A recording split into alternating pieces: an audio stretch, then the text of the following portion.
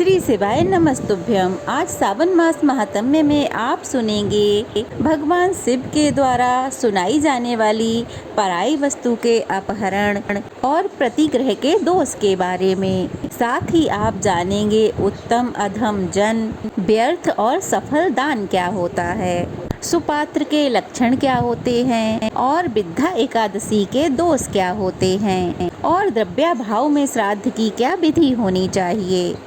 इसके बारे में विस्तार पूर्वक से आज आप जानेंगे, तो वीडियो को पूरा जरूर देखिएगा। भगवान शिव देवी पार्वती को श्राद्ध विधि बताते हुए कहते हैं कि जो मनुष्य अमावस्या को दूसरे का अन्न खाता है उसका महीने भर का किया हुआ पुण्य अन्नदाता को मिल जाता है। ऐनारंभ के दिन दूसरे के घर का अन्न खाए तो 6 महीने का, और विश्व काल में दूसरे के घर का भोजन करने पर 3 मास का पुण्य चला जाता है। यदि चंद्र ग्रहण और सूर्य ग्रहण के अवसर पर मनुष्य भोजन करे तो 12 वर्षों से एकत्रित किया हुआ सब पुण्य नष्ट हो जाता है। संक्रांति पर दूसरे के घर का अन्न ग्रहण करने से महीने भर के अधिक का पुण्य चला जाता है। एकादश श्राद्ध में पराह अन्न भोजन करने पर 3 वर्ष का पुण्य खत्म हो जाता है।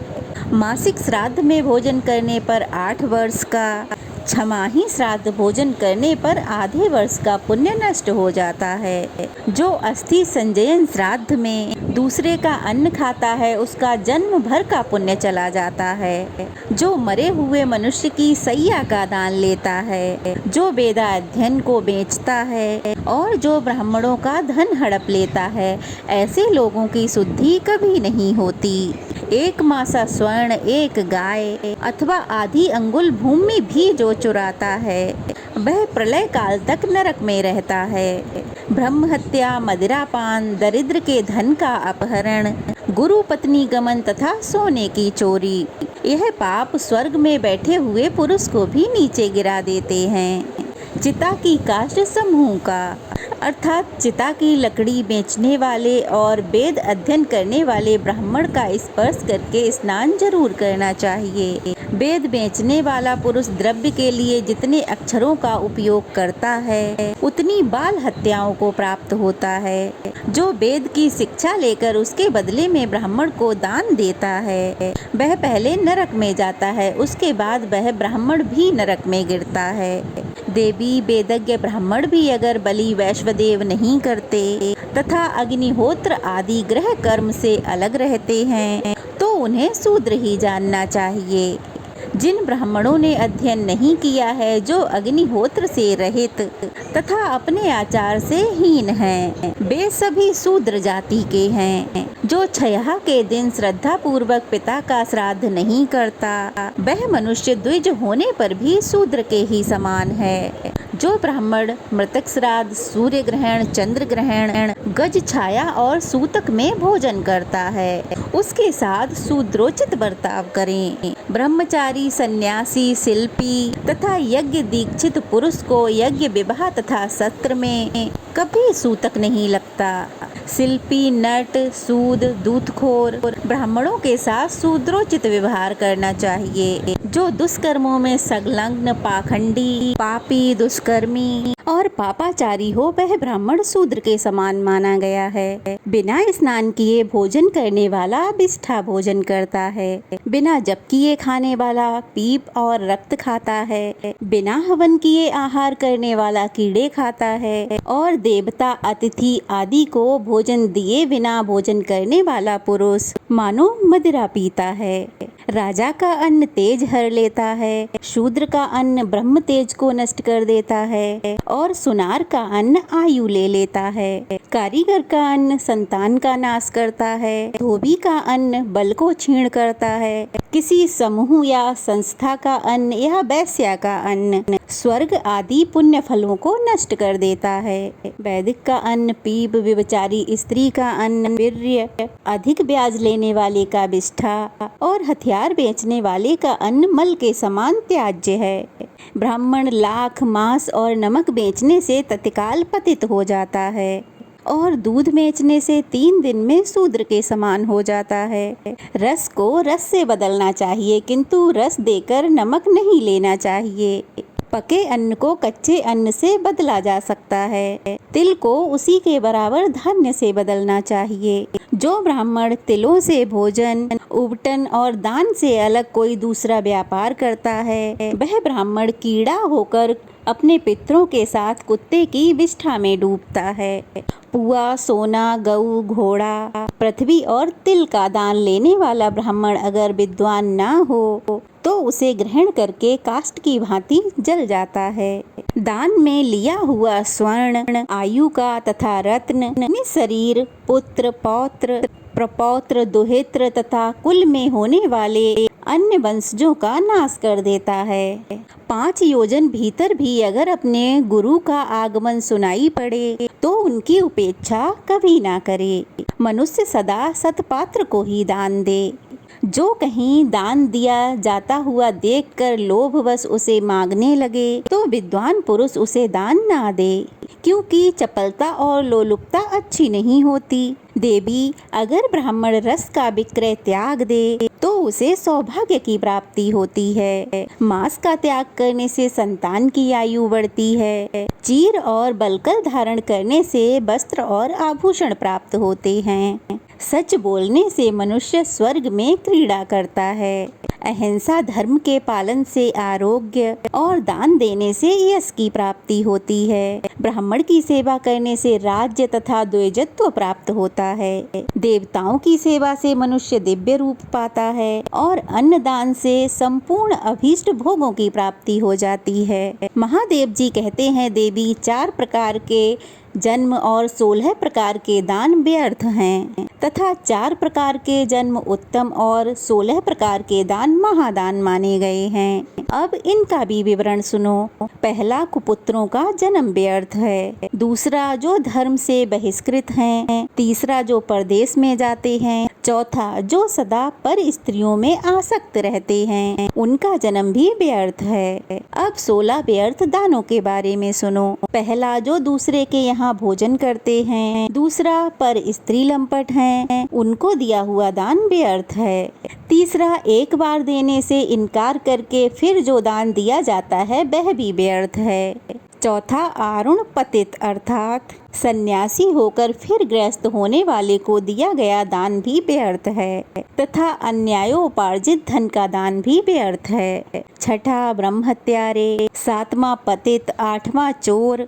9वां गुरु को प्रसन्न न रखने वाले। 10वां कृतघ्न। 11वां ग्राम पुरोहित। 12वां अधम ब्राह्मण। 13वां शूद्रा स्त्री से संबंध रखने वाले ब्राह्मण। 14वां वेद विक्रेता। 15वां जिसकी स्त्री का किसी जार पुरुष से संबंध हो गया हो तथा 16वां जो स्त्री के अधीन रहता हो। ऐसे ब्राह्मण को दिए हुए दान सदा असफल रहते हैं। इस तरह ये 16 प्रकार के दान व्यर्थ हैं। अब देवी, जिनका जन्म उत्तम है उनका परिचय भी सुनो। पहला, जो अपने माता पिता के उत्तम पुत्र हैं। दूसरा, जो सदा धर्म में तत्पर रहते हैं। तीसरा, परदेश में नहीं जाते। चौथा, पराई स्त्रियों से विमुख रहते हैं। इन 4 प्रकार के मानवों का जन्म श्रेष्ठ है। अब उन दानों के बारे में सुनो जो सफल माने गए हैं। पहला, गऊ। दूसरा, स्वर्ण। तीसरा, चांदी। चौथा, रत्न। 5वां विद्या। 6ठा तिल। 7वां कन्या। 8वां हाथी। 9वां घोड़ा। 10वां सैया। 11वां वस्त्र। 12वां भूमि। 13वां अन्न। 14वां दूध। 15वां छत्र तथा 16वां आवश्यक सामग्रियों सहित ग्रह।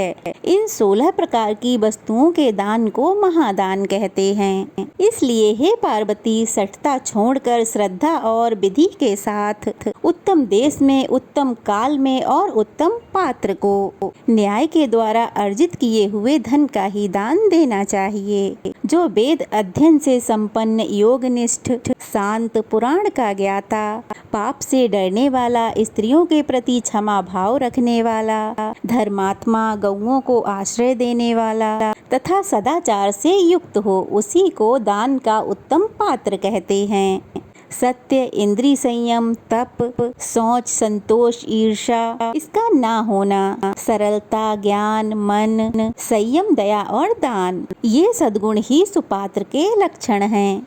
जो ऐसे श्रेष्ठ पात्र को समान बछड़े वाली, चांदी के खुर और सोने के सींग वाली सर्वगुण संपन्न एक गाय भी दान करता है, वह मेरे लोक में प्रतिष्ठित हो जाता है। जो मनुष्य ऐसी गाय को दान में देता है वह उत्तम गति को प्राप्त होता है, उसके ऊपर मैं सदा प्रसन्न रहता हूँ। जो गाय क्रोध करने वाली, दुष्ट, दुर्बल, दुर्बणी तथा मूल्य ना देकर लाई गई हो, उसका दान नहीं करना चाहिए। जो अतिथियों का प्रेमी, मन को बस में रखने वाला, अग्निहोत्री तथा धन के अभाव से कष्ट पाने वाला क्षोत्री ब्राह्मण हो, उसे दी हुई एक गाय भी अधिक गुण वाली होती है। जो ज्ञान दुर्बल गाय ब्राह्मण को बेचता है वह गोदान लेने का अधिकारी नहीं है, उसे ब्राह्मण नहीं मानना चाहिए। गाय, घर, स्वर्ण तथा कन्या, ये वस्तुएं अनेक पुरुषों को नहीं देनी चाहिए। इनमें से एक वस्तु एक ही पुरुष को देनी चाहिए। अगर एकादशी दशमी से वित्त हो और द्वादशी का क्षय हो गया हो तो उस दिन नक्त व्रत करे, अर्थात एक समय भोजन करे। उस दिन उपवास का विधान नहीं है। जो एकादशी में उपवास करके त्रयोदशी में पारण करता है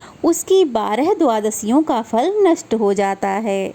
इसलिए एकादशी का व्रत रखने वाले भक्तों को द्वादशी तिथि में ही व्रत का पालना करना चाहिए। उपवास और श्राद्ध के दिन काष्ठ से दंत धावन ना करे। दर्श पौर्णमास तथा पिता का वार्षिक श्राद्ध पूर्व विद्या तिथि में ही करना चाहिए। जो ऐसा नहीं करता वह नरक में पड़ता है, उसकी संतान की हानि बताई गई है और वह दुर्भाग्य को प्राप्त होता है। धन के अभाव में एक ही ब्राह्मण के द्वारा 6 पिंड वाला श्राद्ध करे, उसमें पिता आदि के लिए 6 अर्घ स्थापित करके उन्हें विधि पूर्वक निवेदन करे। ब्राह्मण के हाथ में जो अन्न जाता है उसे पिता ग्रहण करते हैं, मुख में पितामह खाते हैं, तालु भाग में स्थित होकर पर पितामह उस अन्न को ग्रहण करते हैं। ब्राह्मण के कंठ में मातामह, हृदय में परमातामह और नाभि में वृद्ध परमातामह स्थित होकर इस अन्न को ग्रहण करते हैं। ब्राह्मण अगर ना मिले तो कुश का ब्राह्मण बनाकर रखें, उसके सन्निधान में उसके सामने ही श्राद्ध कार्य पूर्ण करें।